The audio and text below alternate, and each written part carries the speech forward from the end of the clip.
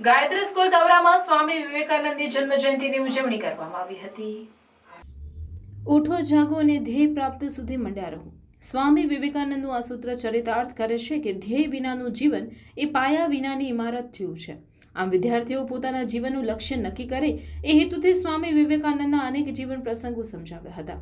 12મી જાન્યુઆરીને રાષ્ટ્રીય યુવા દિવસ તરીકે કેમ ઉજવવામાં આવે છે તથા જો યુવા વર્ગ સ્વામી વિવેકાનંદના ગ્રંથોનું વાંચન કરે અને આત્મસાત કરે તો તેમનામાં નવી ચેતના, નવી શક્તિ, આત્મવિશ્વાસ, નૈતિક સાહસ અને બળ મળશે.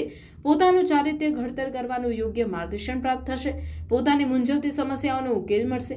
માતૃભૂમિ પ્રત્યે પ્રેમ વધશે. ભારતની અસ્મિતા અને સંસ્કૃતિના ગૌરવની ભાવના જાગૃત થશે.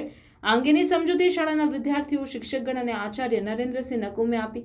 આ ઉપરાંત પક્ષીઓની સલામતી તથા ઉત્તરાયણમાં કઈ કઈ કાળજી રાખવી તે અંગેની પણ વિદ્યાર્થીઓએ તથા શાળાના તમામ શિક્ષકોએ પ્રતિજ્ઞા લીધી હતી. विश्वनाथ दत्त था और माता का नाम भुवनेश्वरी देवी था.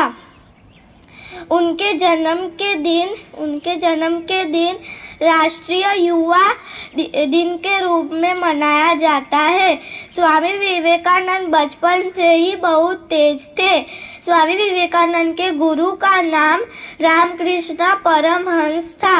ખાતે ઉજવવાનો છે અને તેનું ઉદ્ઘાટન આજે આપણા વડાપ્રધાન નરેન્દ્રભાઈ મોદી સાહેબ કરવાના છે અને આજે બધા યુવાનોને સંબોધવાના છે અને આ વર્ષને નેશનલ યુથ ફેસ્ટિવલ થીમ 2047 સુધીમાં મારું ભારત યુવાનો દ્વારા વિકસિત ભારત, મારું ભારત યુવાનો દ્વારા